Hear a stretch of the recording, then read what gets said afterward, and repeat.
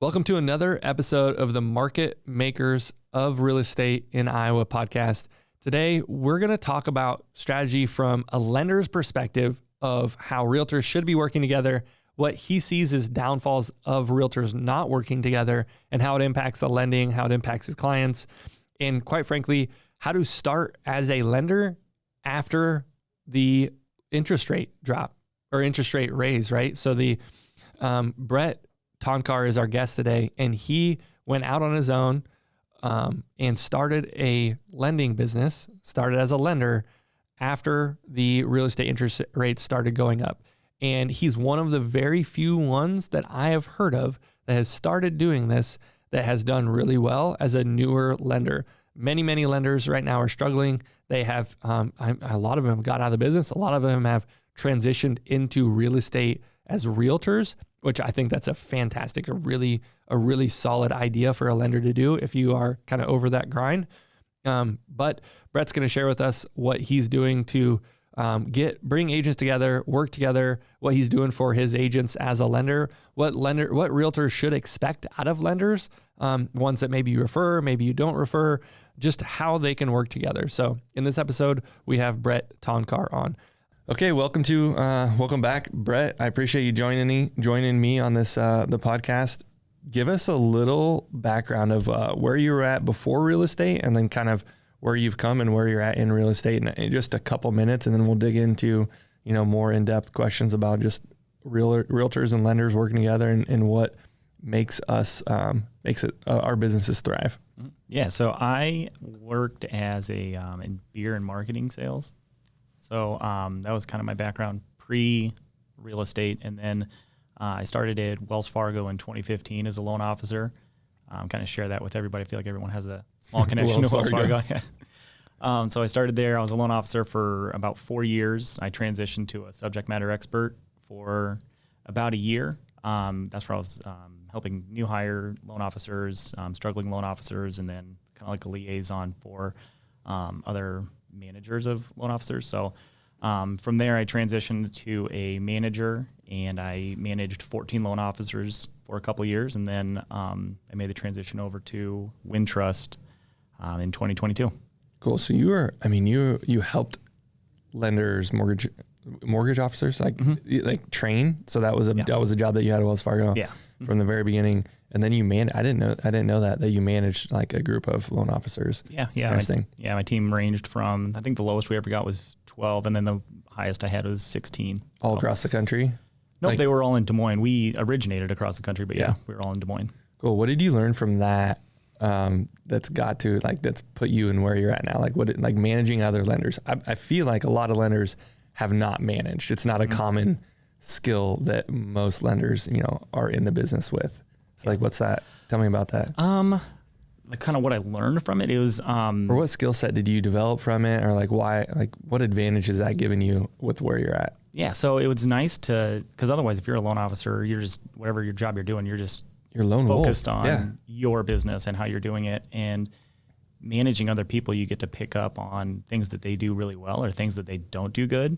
And then you can say, okay, well, maybe I'm doing something similar and I need to change, or you can pick up on the good habits that they have, and you get 14 people or whatever to look at, and you can pick up a lot of really good habits. Did you have to hire and fire as a manager, or did you was that hey, on performance, you have to be fired? Did you have to handle all that? So I did hiring. I never had to fire anybody.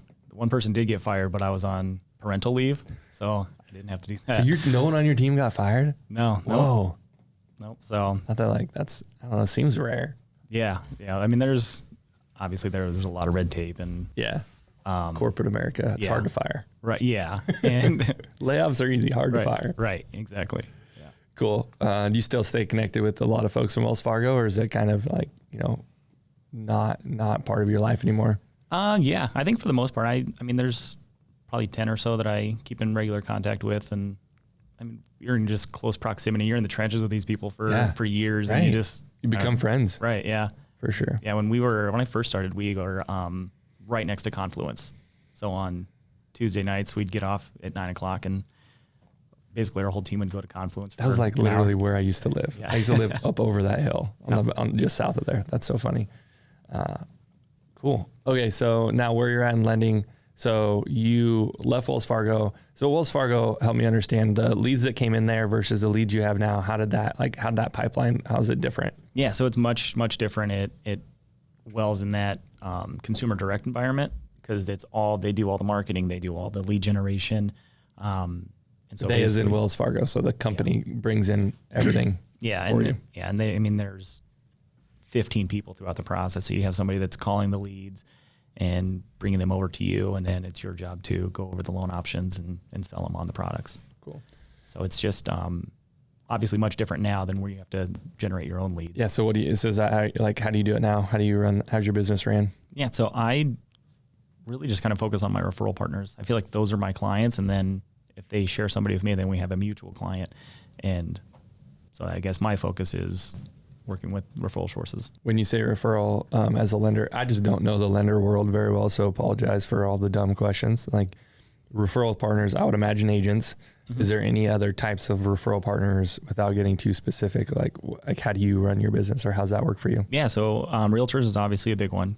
And then you have financial advisors, insurance agents, and then just friends and family and past clients. Yep. What do you track those numbers? Like how calculated are you on that? Like whether it's referrals from agents or others or past clients type stuff? Yeah, I have a spreadsheet of everything that I've ever worked on. Yeah. And it's all the referral sources listed. And I have kind of categorized, and it's mainly realtors, obviously, because you're the front end of stuff. And then I have some trickling from financial advisors, and that would probably change if rate environments change. Yeah. So it'll probably be leaning more that way too. Interesting. So one of the questions I always like to ask is, is it important for you as a lender or originator to be liked by your peers in the market, by other lenders? Like, does that matter to you? And do you see that a focus that other lenders should care about? Absolutely. I don't look for their affirmation, but I do think that it's important to have a good relationship with other people. Because you never know what the future holds. Like if they are unhappy in their situation and maybe want to join forces with you, or if you have a customer that you, for whatever reason, you can't help, and you know that somebody at another bank has a specific program that's tailored for this person, you can still help your client out, still help your referral source out by giving that source a lead. Yeah. And you're not going to do that if you don't get along with them. So I think it's definitely important to have good relationships with your competition.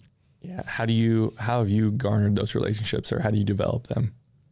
Honestly, just reaching out to them. And it's a lot, like I said earlier, a lot of us have Wells Fargo ties, so it's an easy introduction, and a lot of us know each other just from that, or we see each other around. So, honestly, just reaching out and starting that relationship, and you can kind of send each other business now and again. Obviously, you don't want to do that all the time, but at the end of the day, we're trying to help our customer, and if they're able to help him and you can't, then yeah, because then the tides turn and they can't do something and send it your way or whatnot. Exactly. That's just good reciprocity. Mm-hmm. Cool. What about communication wise? So talking to the realtors out there, what's a common struggle that you have with working with realtors? The good ones, the bad ones. What do you see the good ones do that the bad ones don't do? And I know that you're gonna be like, all my referral clients they're all good ones. Let's just think of the ones that were not referrals that maybe one of your sphere brought to you, but a poor interaction with an agent, and what went wrong, or like what advice would you give that agent? I think some of the times, because it's inevitable with any sort of transaction that once in a while things are going to get a little sideways. There's going to be an issue, whether it be an appraisal or a late financing issue or an inspection or something's going to come up. And rather than getting upset, everyone's upset because, everyone wants to close the deal. The buyer, the realtor, the selling side, the lender, everyone wants to close it. So rather than getting upset and just finding somebody to blame and yelling, that doesn't help the process at all. And when you take that frustration out and you're talking to your buyer, that kind of tarnishes the entire process. Whether you're making a mountain out of a molehill or if it really is a big issue, it's just you're tarnishing the whole process, and it's going to give them a bad taste, even if it was just a small thing at the end. So rather than getting upset about it, like, yeah, this is the situation we're in. I understand that it kind of sucks. Let's work together and let's problem solve and let's get it done. And there's some realtors that do a really good job at that. I think we had one where we were waiting on a builder, and there was an issue, and delays just kept happening. It wasn't on our end. It wasn't, but the buyer was getting irritated with the seller, and you were just like, hey, this is what it is. Like, this is how it goes sometimes. And you kind of talk them off the edge. And I think that saves everything. Instead of, you can just get on that train where you just kind of group together and gossip and complain, and it might make you feel better, but it doesn't save that transaction. Right? Yeah. I think. And I think agents do that, and lenders, I mean, people in general, they do it. They try to become friends and make excuses and stay friendly with the people, with their clients, instead of tell them the brutal, honest truth of like, hey, this is what's going on. Yeah, it sucks, but like, unfortunately, that's the process that we're in, and we cannot change that. Yeah. Instead of being like, yeah, man, like, let's, they suck. Why are they doing it this way? Right. Yeah. It just doesn't do any positive reinforcement to the deal. Specifically, like in your business, what's one thing that, and we'll do one advantage and one disadvantage, and I'll let you pick which one's first, is like, what advantage did you have coming into becoming an agent? And let's just do the transition away from Wells Fargo into Wintrust. Like, what one big advantage did you have, and what one disadvantage did you have? Did you feel like, and maybe it was the time in the market, the skill set that you had, or whatnot? My advantage, I would say, there was, being at Wells, you just get a plethora of leads. So, you just run into so many situations. So your few years there is worth a decade of experience, just because of the amount of transactions that you have run across. Compared to someone if you were just originating your own loans, because you just don't have that much lead flow. Right, exactly. So it's almost like turning on, like, as a realtor, like joining a team and getting a bunch of paid leads just fed to you for 2 or 3 years. And you like just seen so much.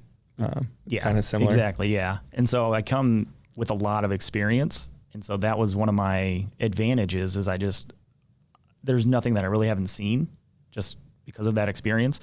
So that helped a lot. I'd say that was pretty much my only advantage, because I came into time where rates had just basically doubled. And I had no connections in real estate as far as like referral sources or realtors or really anything. So I was starting from scratch in a market that was slowly going down. And so I think my experience and my work ethic has kind of pulled me out of that. So yeah, because you've done, like, what is can you share your numbers? Or do you what can you share how much you've done? Yeah. So I started in August of 22, and then I started closing loans in December. So my first full year was 23. I ended up making the Scotsman's Guide top originator list, which was a big accomplishment. So I did a couple of guys in my office. And then I did, it was 55 total transactions. Yeah, that's really good. So, yeah. Yeah, good job. So, especially starting from nothing, I was pretty proud of that. So yeah, I don't know the lender world, but like, I look at that as like real estate realtor transactions. That's a dang good number, especially first year. Good job. And so disadvantages, like everything, like, how did you do it? Like, how did you do that well your first year with the rates going down? Because like, I remember that was the year. Like, I remember a lot of lenders, between now and then, transitioned into becoming agents, and they just canceled, or stopped doing the lending, originating. Yeah. So what do you do different? I started cold calling a bunch of. So my goal was to have a face-to-face meeting twice a week, every week. Yep. And so at least, so I tried to meet with people as much as I could and just share my experience. And then I would just call aged listings and talk to that agent and say like, hey, how can we? Because I had some down payment assistance programs. We had a renovation loan. I was like, hey, how can we work together to help market this to help you move your house? And so I guess my philosophy was, I want to help you build your business because you need somebody to finance it. But you're the face of the transaction. So let me help you and then that'll make your customer happy, and then you get that return business, and then hopefully you continue to work together. Yeah. So you really did it from scratch. You cold called, set meetings, old school. I find that fascinating that everyone talks about that being a way to do it. But as a realtor, I've probably only got, don't get any ideas there, lenders, but I've only got maybe a dozen in the last year of lenders reaching out and say, hey, I'm looking for, a realtor to focus on and work with. Like, do you need anyone? Or how do I become that person? Yeah. Not that I'm saying you should call me, but I don't think lenders I don't think agents are talked to that much. What's your been experience on what do agents say when you give them a call? Everyone's a little bit different. Like sometimes they answer and you tell them who you are, who you're with, and they're like, yeah. For sure. Yeah. I get it. Don't get me wrong. That's probably how I would answer, but it's not that much really. Yeah. And I think that's a lot of people, they make a couple of phone calls and that's the experience that they get and they just stop.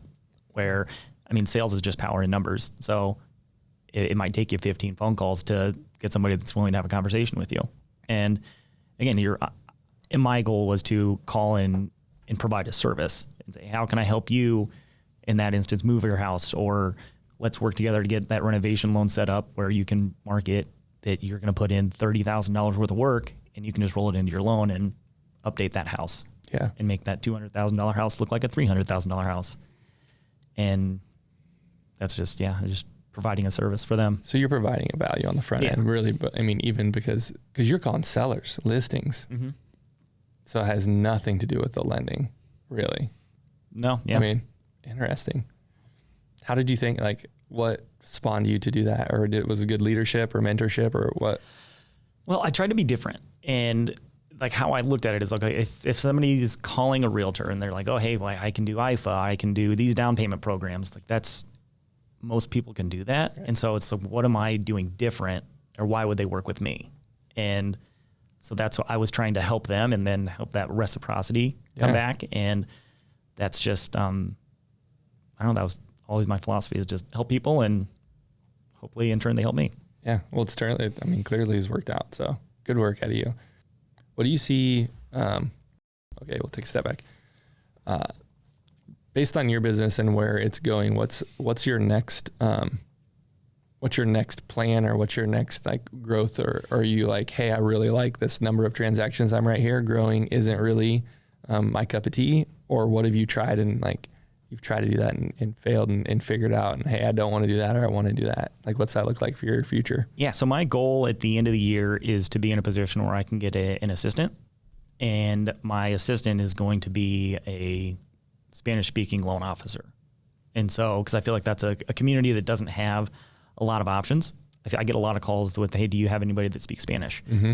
And if I can provide the service that I do and have a loan officer that has a lot of experience that's able to speak Spanish and help with that community, then I think that would be a great thing for our community. So is that pretty common to have an assistant that is a junior loan officer that's also assistant? Is that the same skill set?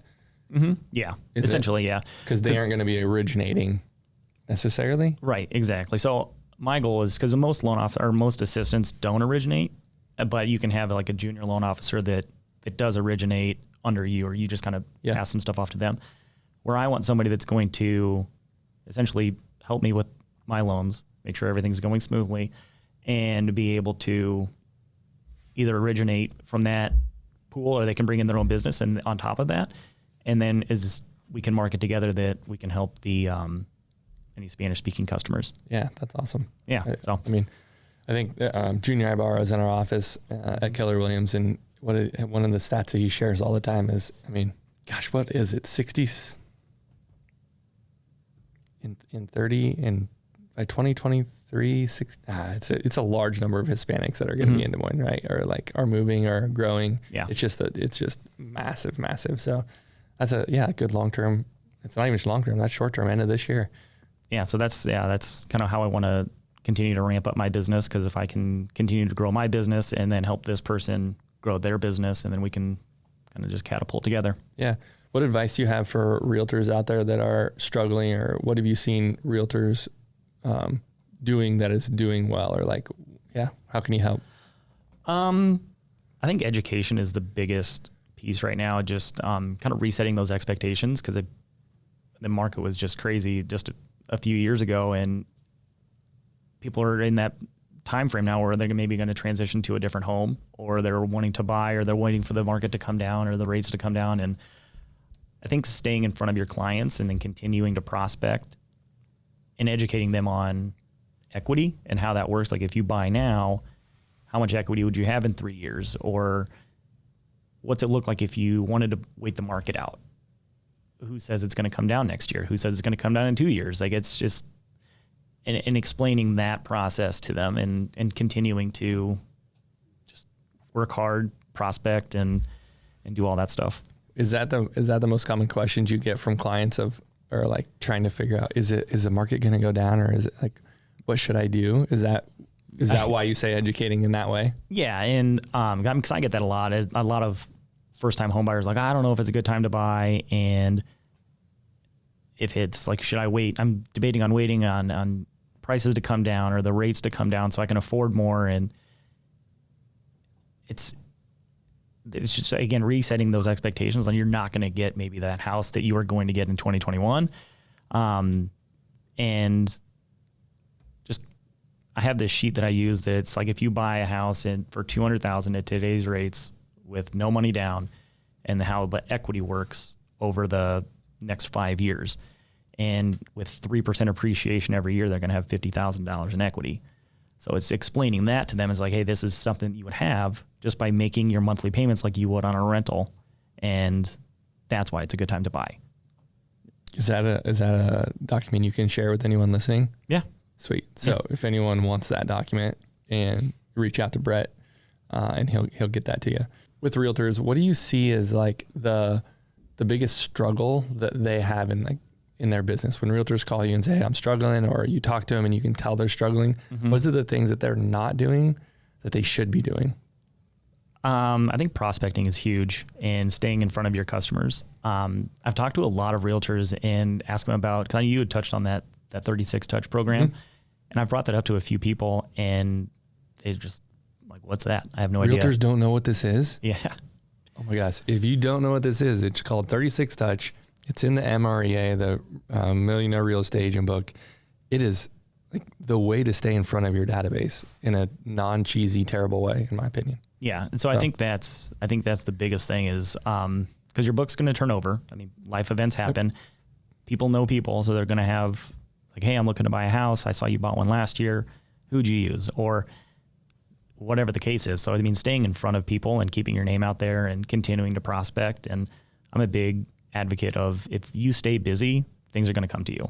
Doing the right things. Yeah. Being busy the right way. Yes. Yeah. What is busy the right, like what, staying in front of, what does that mean? What does that look like? Or what have you, and not that you know the answer, but what have you seen other agents doing? Or is that, what's that look like? Like quarterly events, or monthly flyers, or like you send stuff out, just stuff like that, just to keep your name in front of them. Because when the time comes, I mean, they might not reply to emails, they might not answer phone calls, but if your name's in front of them when the time comes, you're the one they think of. Do you do that for agents? Yeah, I try to. Yeah. That's so cool. Because that's one thing that I like. Lenders, your agents are the customer as lenders, pretty much. Yeah. And then as agents, your customers are the consumers. So it's like just that we are your customers. Interesting. Again, no lenders do that. Like, not very many lenders do that. The reach outs, the touch base. I mean, again, I can think of 3. That's so fascinating. Yeah. What about working together? Agents that are, you see agents on both sides of the table that are working together and that are not working together well. Do you think that has gotten better or worse as the couple years you've been in the business? That who works like together? The agents working together. So both sides working together, or not working. Like, has there been more animosity, more butting heads, or has it been, we'll come together and make this work more often? Obviously it's anecdotal. It's like, it's specific, but yeah. That's, I think that's situation to situation. I mean, some people, and there's personalities, honestly. Yeah. Some people are willing to make things work. I think now more than ever, I would say. I think it has to. Just because there's homes are setting a little bit longer. So if they have a deal on the table, they're going to try to make it work.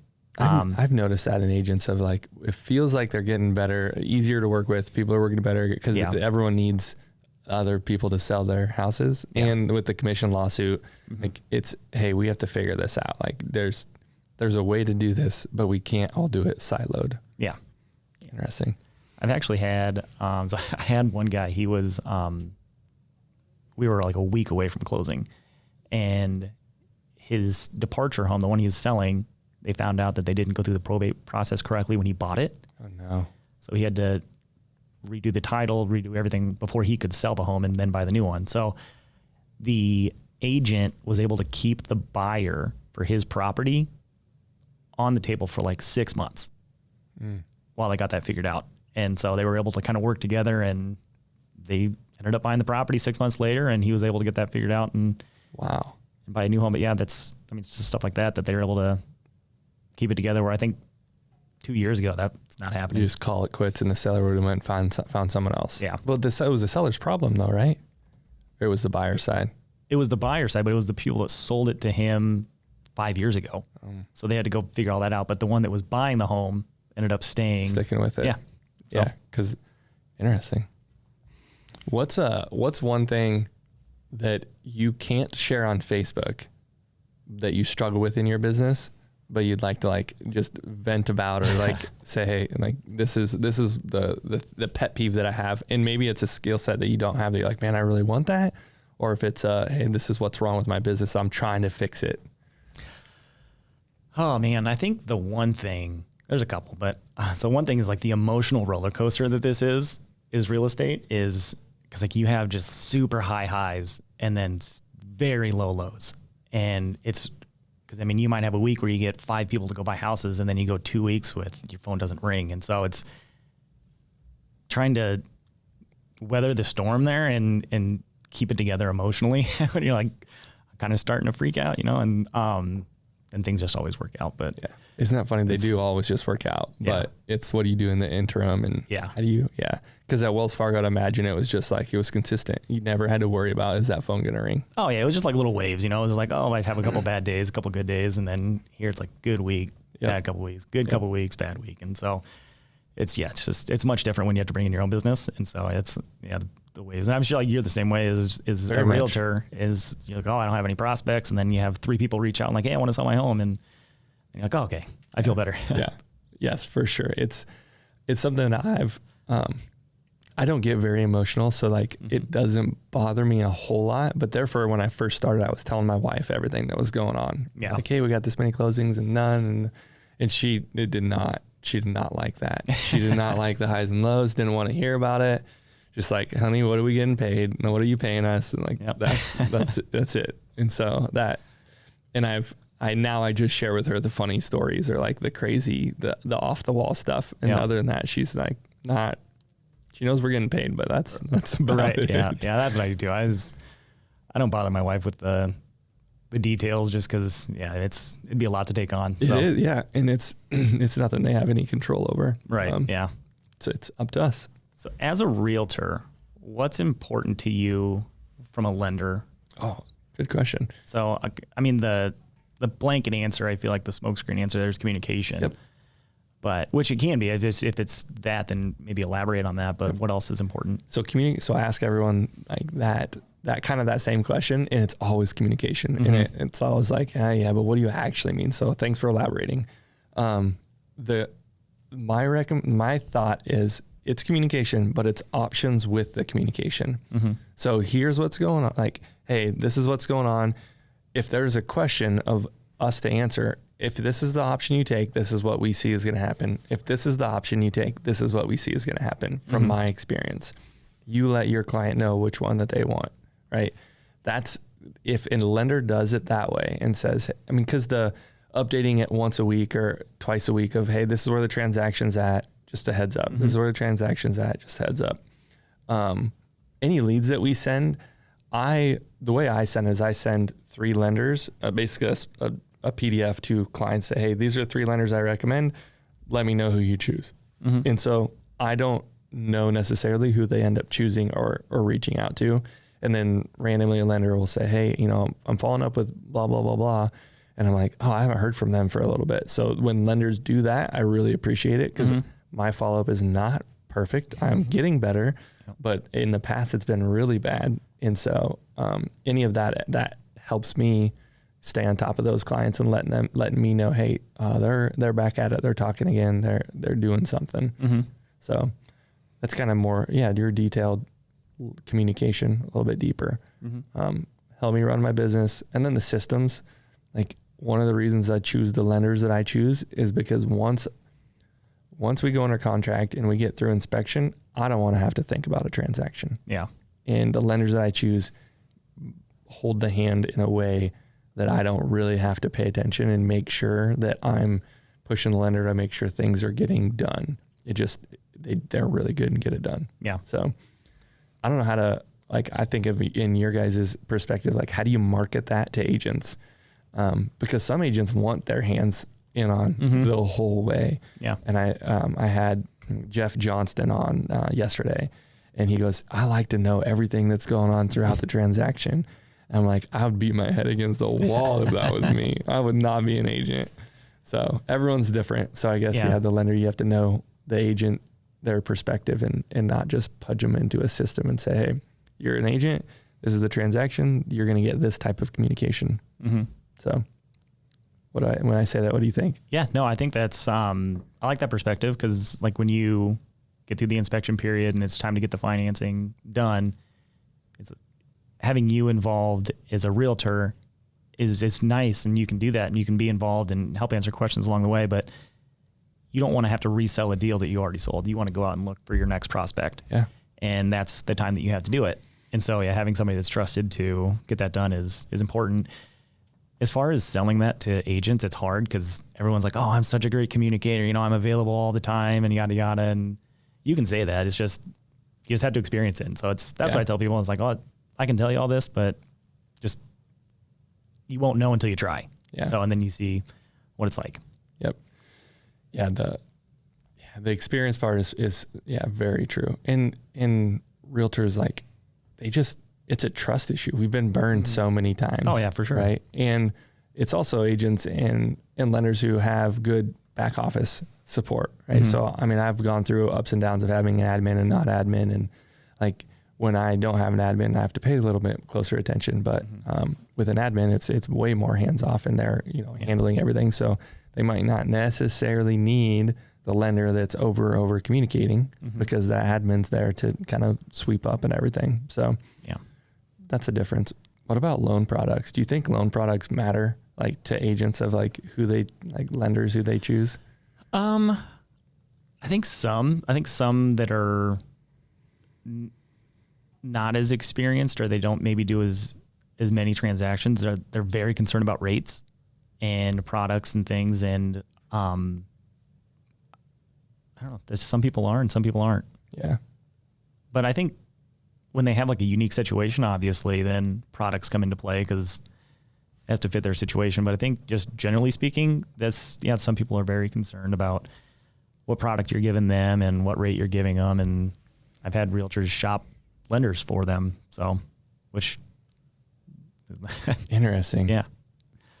Yeah. So, but to each their own, I guess. Yeah. So I think, I get that because I always ask what's important to you as a realtor for a lender, and it's always communication. But you never know what that means. Yeah.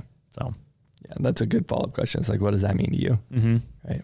And then the rule of ask 7 questions deep, and you'll actually get to the truth. Yeah.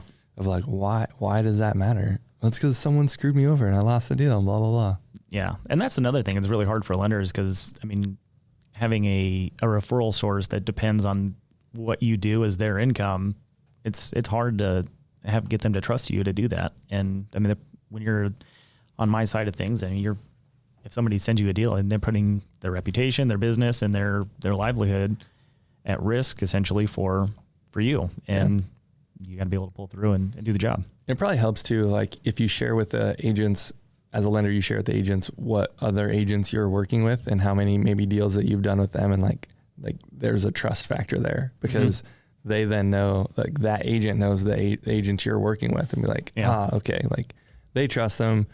I respect that agent. They probably have done their homework. I'll give them a chance. I know I've done that with different lenders before, of like, top agents for good reason. I know do good research, trust that person. Let's move forward and test them out. So that brings me to a question. So we always talk about this in our office. There's a guy in our office that he refuses to talk about realtors that he works with to other realtors. So is that strange? Like, do you feel like betrayed if a lender is using another realtor or they're getting sent business from another realtor? I'm not a normal realtor, so I probably can't answer for like how all realtors feel. I don't, because I would not expect you to not do business with other people. Yeah. And the more business you do, the lenders I work with do with other people, the better they're going to be. Yeah. Because they're going to see more deals. Yeah. And they're going to help my clients more. If that impacts their ability to service my people, yeah, absolutely. Yeah. Right. Which, I do a bunch of coaching with, realtor coaches and whatnot. I don't coach, I get coached. And they'll say, ask your lenders to do this and this and this for you. And I don't ask very much of my lenders at all. I try hard not to, because I don't think that that's a requirement. I know a lot of realtors will say, hey, I need a referral from my lender. Otherwise, I'm going to go get a different lender because they're irreplaceable. That's not the business that I like to build. Yeah. Is that a conversation you have with realtors? Is that a lot of requests from them that you work with? Or is it kind of, I don't really hear that very much. Yes and no. Some people, I think the ones that are either newer or less experienced, they expect leads and things like that. And oh, really? So the newer ones think that you guys lenders are going to spend them leads. And and even like the Zillow leads or whatever the leads are, like if you're the lender that calls them first, they don't want to talk to you. They just want to see the house. They don't want to get in the weeds about financing. They don't want to talk to us. They want to talk to the realtor. So we have friends and family and maybe past clients or whatever that reach out, but the leads that we get aren't.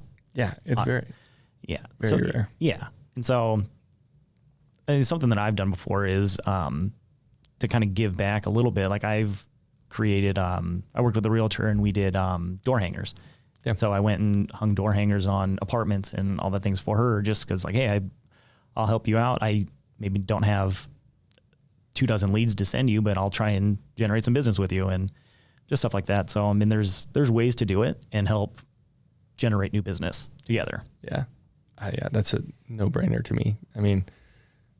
To work together with the lender of some capacity. I thought that was a good point, though. If you see that they're working with somebody that you trust, like, okay, yeah, he must be. I've done it. That makes a lot of sense. I've totally done it. But I don't see lenders, no one talks about that. Yeah. No lenders say who they work with. I just hear from other agents in our office of who they recommend for lenders. And I'm like, oh, so then they use them. It's not the lender saying, hey, I do business with, right?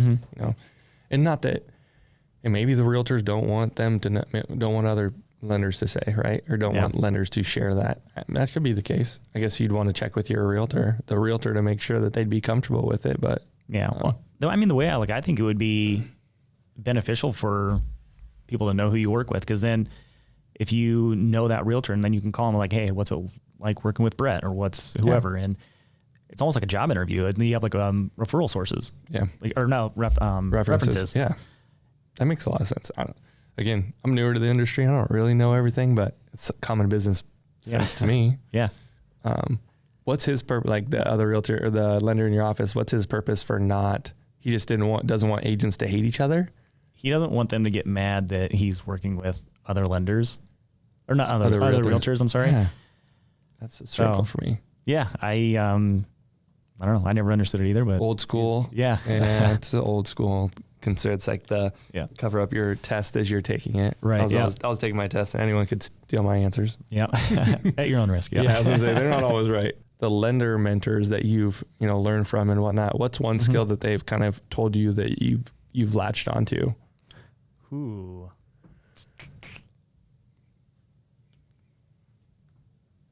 Something they told me that I've latched onto. One skill or one, what's a tip? So example for me was totally Erin Rundle in our office at Keller Williams. I came to her in year 3 and I was like, Erin, this is what I've done. This is where I'm at. What am I missing? Where's the gap in my business to grow next? And she goes, it's your database. And I was like, yeah, but like it's fine. It's not that much fun. There isn't that, She goes, you need to be in front of it. It's a 36 touch thing. She's like, you need to be in front of them more than you are. And I was like, what's that mean? She goes, send out the cheesy newsletter, the cheesy email. And I looked at her and I was like, I will not do that, but I will send out something similar. It's less cheesy. But she's like, the cheesy doesn't matter. It's literally the fact that they see your face on the card as they go throw it in the trash. Mm-hmm. And I'm like, that hurts my heart. I want to give them value. So I just tweak that a little bit and try to give value on those things. Not perfect at it, but better than, in my opinion, better than the cheesy email. So like, that's an example of an agent in our office that, totally transformed how it went from being 2 transactions a year to this year, I'm probably at 10 to 15 from past clients. Nice. That's awesome. And I like that you did something, but you made it your own. Cause I think that's important too. And it would have probably worked the way she said it. I just, in my heart, I just can't do it. Yeah. Gosh. So I would say, the guy I worked with him at Wells too, and I moved over here with him. Just say yes to everything, and just take the deal, and we'll find a way to get it done. And it's like that's just how he runs his business, and like a heavy hustle, he's like, say yes and figure it out. Yep. And that's what I've done. And I've had one loan declined in the last 2 years, knock on wood. And it's because he lost his job 2 weeks before closing. Wait, that's a crazy stat. You have one loan declined, meaning you got pre-approved and you got to, you couldn't Somebody get to that went the under closing contract. table. Yeah. Wow. And so, and he lost his jobs. There's nothing. Yeah, you're not going to do anything. So, that's a pretty good stat, isn't it? It seems like, I'm trying to think of any of mine, but a deal that didn't end up going, Mm-hmm. So, yeah, he always pushed me. It's like, just, you say yes and we'll figure it out. And we usually do. And we come up with, like you said earlier, here's our options, and this is the outcome of this option. Yep. This is the outcome of this option, or expected outcome. Yeah. And yeah, you just set the right expectations and you just give them all the options. And that's just how I was a loan officer at Wells, and that was our big thing was, educate them as much as possible, give them all the options that they can, or tailor it to them, obviously, right. But then let them make the decision. But it's not just a transaction. It's not, they call you and like, oh, hey, what's your rate? And you just start spewing loan information. It's more of like building that relationship. It's like, oh, are you renting right now? Are you living rent free? Or where are you looking to buy? Is this your, just getting to know them personally, and then kind of like you said earlier, going like those 7 questions deep to figure out what exactly they're looking for, and then tailor options to them. And so that's a long-winded answer, but yeah. Oh, the fact that I feel like you pre-approved them, pre-approved, I'm guessing, pre-approved them, and just only one fell out due to whatever. I get super frustrated with lenders who don't get all the docs up front. And, or like we're, 2 weeks or a week before closing, and they're like, yeah, we don't have this, and we're not sure because of we had one with an IRS. He had a debt with the IRS at $35,000 from the previous year, but it was wrong, and they had to amend their tax return. But you didn't catch that at the beginning. That's just crazy to me. Or we ended up working it out, but yeah. Anyway. So I will advocate for lenders on that one. That's a tough one. Well, you can look at things at face value, and you're not an underwriter though. Yeah. So, you can't spend 3 hours going through all the documents and things like that, and really digging into the weeds, and then having like an underwriting manager look at it. And then if that loan gets audited throughout the process, then they have another set of eyes on it. And then that's how maybe some stuff gets caught. And we can look at things at a super high level, but it's just. But in this agent or this lender's defense, we got it done. Mm-hmm. It's just, there was something that came up that I was like, man, how do we not know this? Yeah. But it probably happens with you too. Is things come up, but the fact that you didn't have anything denied, that's pretty good. Yeah. And I mean, we've had things come up and I've complained about stuff off to people in my office. I'm like, why is this happening so late? Like we should have had this. So, I mean, it's not always the lender. It's maybe someone in the underwriting process or whatever, Yeah. One of the things I've started to do with my admin is every time we have one of those situations, because I work a fair amount with investors, so things come up, and Peyton, my admin, she's like, we need to do this, and this next time. I'm like, yes, put it in a system. Next time we have this scenario, let's prep for this. Yeah. One thing is like just to sign off on an LLC, right? Who has the authority to sign the LLC? And we need that up front. We need that early. So yeah, no, that's a good thing to have. That's just just an example of like things that come up. And she was, in the job for a month. She's like, I've seen this twice. I think we need to notify them before. Yeah. You're right, Peyton. Let's do that. Yeah, that's a good thing. Yeah. Writing things down and having a list of things you run into, because it's weird. Real estate's weird because like you won't have that happen for 6 months. And then 1 week it'll happen like 4 times. Yes. It's just everything comes in waves and it's just weird. So true. Cool. Well, we'll wrap this up. Appreciate it, Brett. Thanks for joining me on the podcast. If anyone wants to reach out to you, one about the sheet of just something that I look at it as like, I can get leads, I can get buyer leads if I give them the sheet that says what the equity is versus buying versus renting for the next 3 years. Yeah. I know all of us agents, we talk about it, but I don't know if I've seen too many like sheets or almost like a lead gen document for that. So not that that's exactly what it is, but it could be used as that. So yeah, how could they reach out to you to get something like that or anything else? Yeah. You can call me or text me at any time. Like I tell most people, I work when you work. So you work strange hours sometimes and it's necessary for me to work that time too. So you can reach me at, you can give me a call or a text or email or whatever's easiest for you. Cool. I appreciate it, Brett. Have a good one, man. Thank you. Thanks for having me. Yep.